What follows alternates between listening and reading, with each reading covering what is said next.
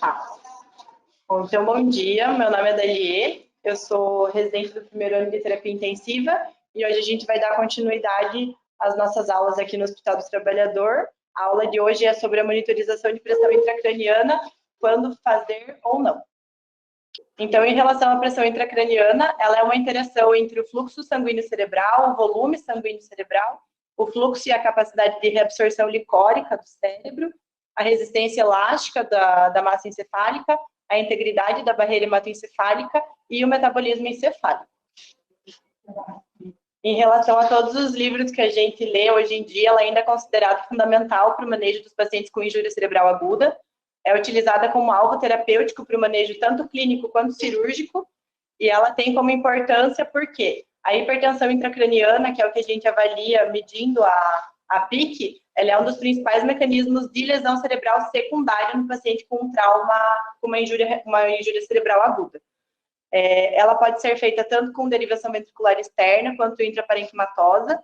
Na derivação ventricular externa, a gente tem a possibilidade de fazer a drenagem do líquor, caso a PIC esteja muito alta. Uma das condutas que a gente pode fazer é a drenagem licórica. Então, a gente consegue fazer essa drenagem só através da derivação ventricular. A intraparenquimatosa já não permite que a gente consiga fazer isso.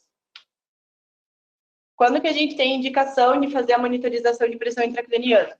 Quando o paciente tem um Glasgow menor ou igual a 8 após as manobras de ressuscitação, uma queda de 2 pontos em 3 horas nos exames seriados da escala de Como-de-Glasgow, a necessidade de sedação e analgesia por algum outro problema clínico que impossibilite a gente de conseguir acompanhar o nível de consciência do paciente.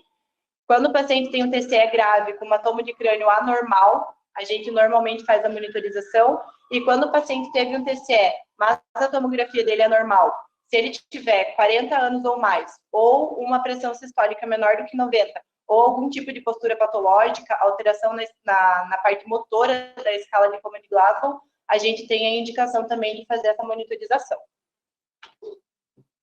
Então, eu fiz uma introdução assim para a gente ver mais ou menos as curvas antes da gente entrar propriamente nos artigos de revisão que foram propostos para essa aula de hoje. Então, a gente tem as ondas normais da pressão intracraniana, que seria a P1, seria a transmissão e dissipação do pulso do plexo coroide até o ventrículo. O P2 é a propagação e reverberação, da onde o pulso é influenciado pela complacência cerebral, e a P3 é o fechamento da válvula aórtica. Aí, quando a gente começa a ter ondas patológicas, como a gente consegue ver no gráfico da pressão intracraniana normal, a tendência é sempre P1 ser maior que P2 e P2 ser maior do que P3. Então, a partir da alteração nesses parâmetros, que a gente vai conseguir identificar se a curva está sendo patológica ou não. Então, aqui, essas curvas são de um artigo que eu peguei na internet mesmo, e, inclusive, foi um dos artigos que caíram na nossa prova do teste de progresso do final de semana. As curvas são as mesmas, então, o que o artigo trazia para a gente é que, através das curvas, a gente consegue identificar se a medição da PIC, se ela estiver alta, a gente pode condicionar se o paciente é patológico, potencialmente patológico, ou se não tem sinal com nenhuma patologia.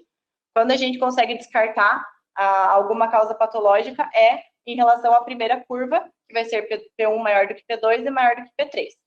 Quando a gente pensa em alguma injúria potencialmente patológica na alteração de PIC, é quando o P2 vai ser igual ou um pouco superior do que P1, e o P3 vai ser igual ou ligeiramente inferior do que P1.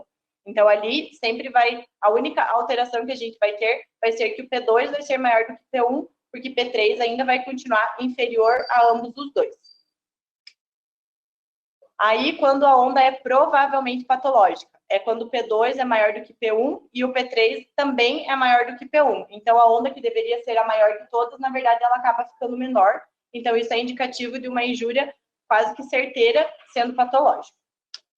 E quando a gente pode garantir a patologia é quando P2 e P3 superam P1, ou se a curva for tão arredondada que não permite a identificação dos 3 picos, que é no caso ali da curva E, que a gente não consegue identificar P1, P2 e P3, então provavelmente não, certamente o cérebro está sofrendo algum tipo de injúria cerebral aguda. Então, em relação aos artigos que ficou para a gente discutir, esse é um artigo que é de 2013, foi publicado no Jornal de Neurocirurgia, e ele acompanhava como que a redução da mortalidade dos pacientes com injúria severa cerebral acaba sendo influenciada pela monitorização de PIC e em relação à associação com as diretrizes da Brain Trauma Foundation. Então, o objetivo do artigo era analisar a mortalidade em 2 semanas, devido a um TCE grave, no período de 2001 a 2019, examinar as tendências de adesão às diretrizes da Brain Trauma Foundation. Como resultado, nesse artigo, a gente teve que as taxas de mortalidade acabaram diminuindo em cerca de 45%, tanto na monitorização de PIC quanto a adesão às recomendações das diretrizes, onde uma delas é o monitoramento da PIC.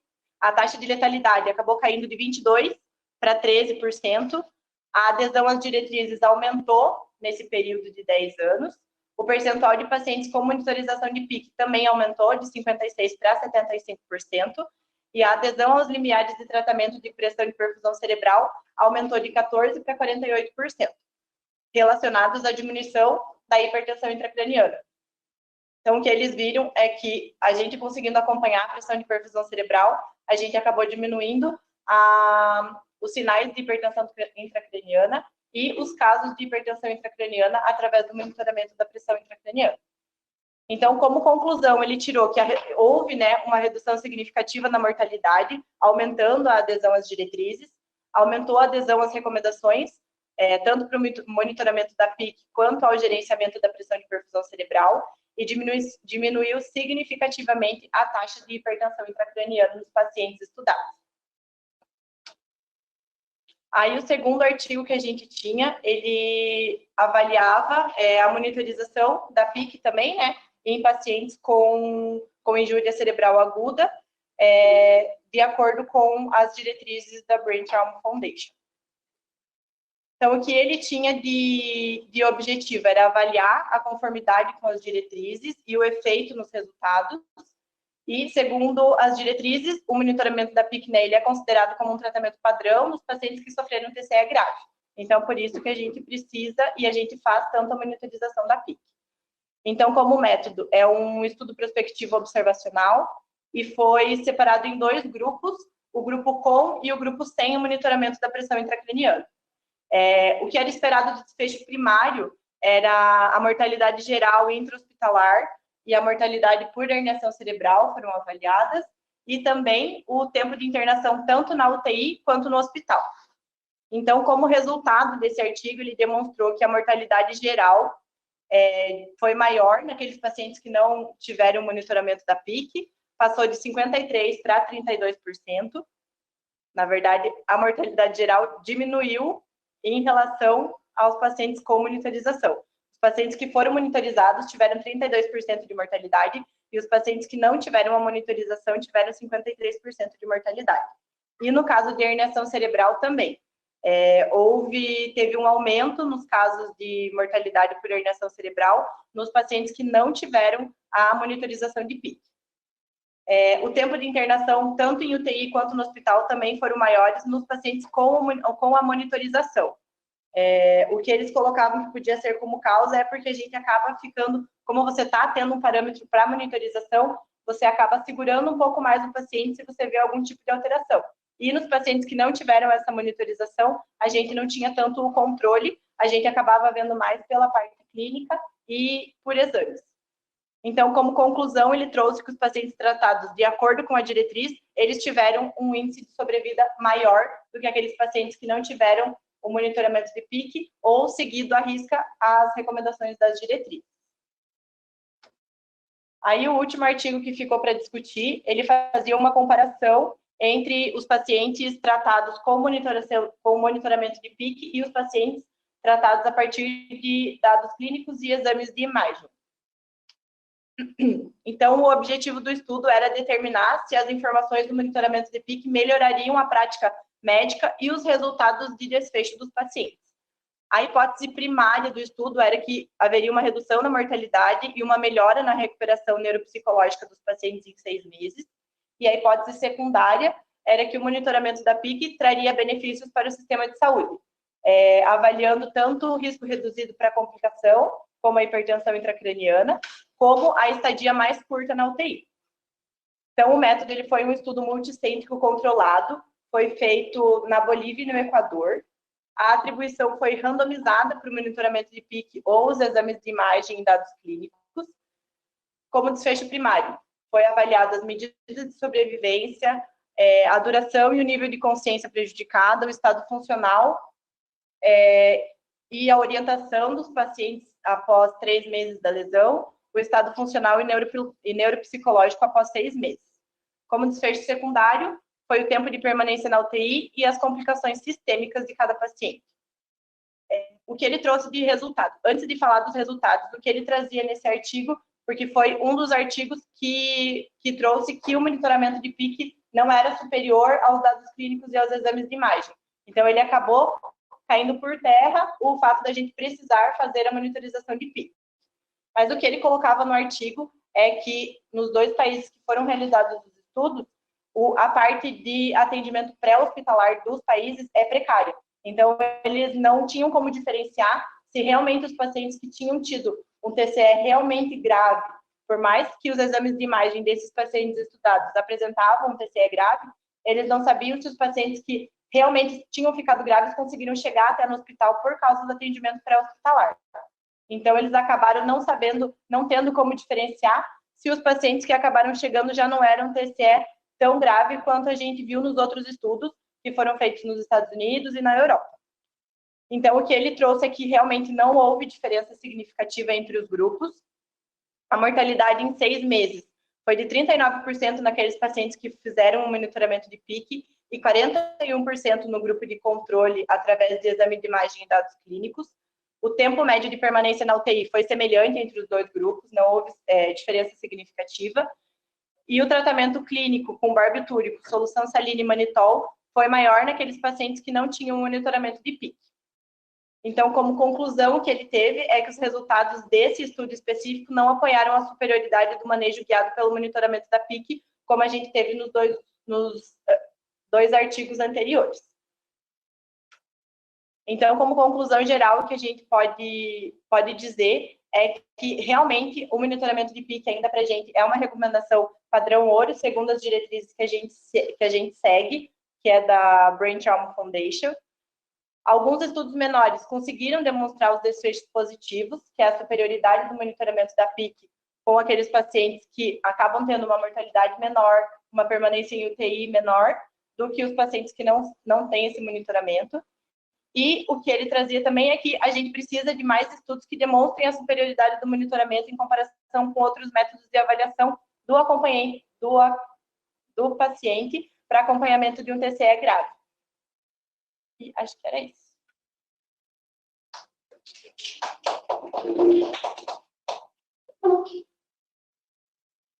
Bom, a primeira questão que eu queria comentar com vocês é com relação às indicações.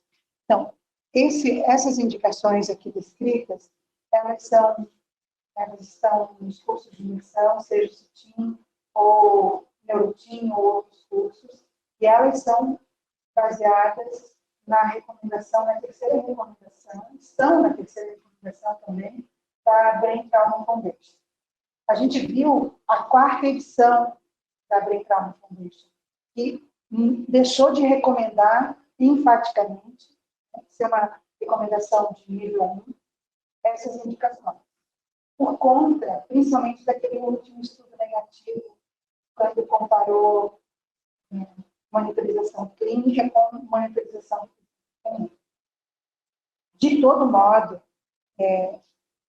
nós continuamos seguindo essas recomendações porque elas têm uma certa lógica, elas sistematizam em quem nós devemos indicar uma intervenção. Vou comentar um pouquinho mais para frente se realmente o bom senso, né, vai nos indicar se a monitorização do PCI intracraniana ela é imperativa, ela é obrigatória ou não. Vai depender das características do serviço e a gente comenta um pouquinho isso para frente. De todo modo, no nosso caso, aqui no Complexo de Trabalho do Corpo, são essas indicações que a gente tem de monitorização de pressão intracraniana. Né? Então, é bem importante conhecê-las. Né? Plasma menor ou igual a 9, e principalmente as indicações de TCE grave com TC normal.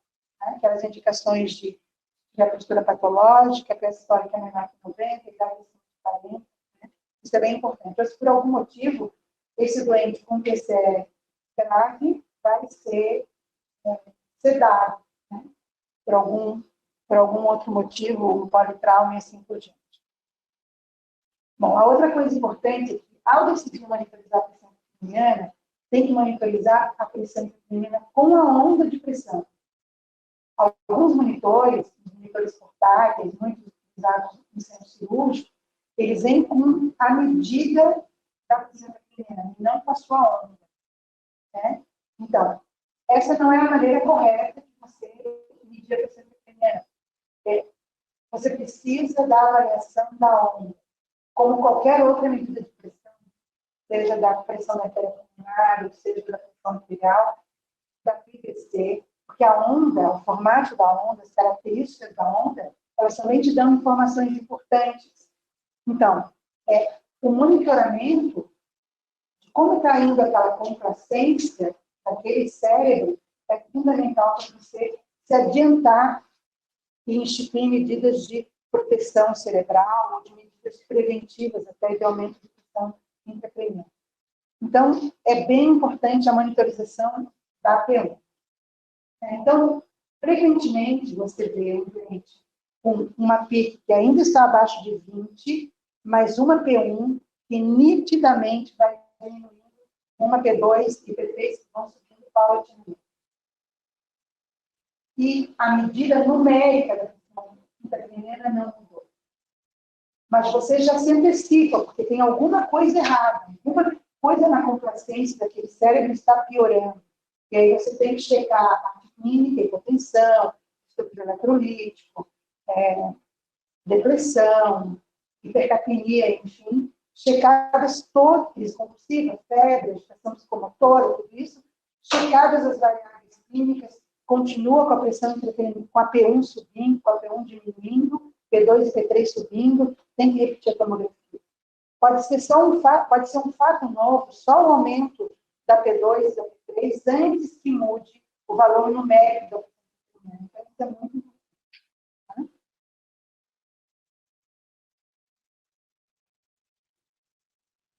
Bom, agora com relação a esses 3 artigos que foram escolhidos, são os artigos de questões de pesquisa com relação à monitorização de pressão intracraniana, considerados de classe A, classe 1, né? Pelo último guideline da Brain Trauma Foundation. Então, vejam que a qualidade dos estudos ela não é boa, a gente só tem basicamente 3 estudos considerados de classe 1, que são estudos randomizados, estudos prospectivos. Grande parte dos estudos são estudos de observacionais e ainda por cima retrospectivos. Então, são estudos de classe menor. Né? Bom, o primeiro é esse aqui, um dos estudos selecionados, né?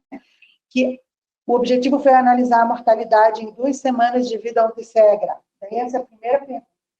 Os desfechos que são propostos, os desfechos primários que são propostos para avaliar a indicação ou não da pressão, eles são desfechos sempre de mortalidade.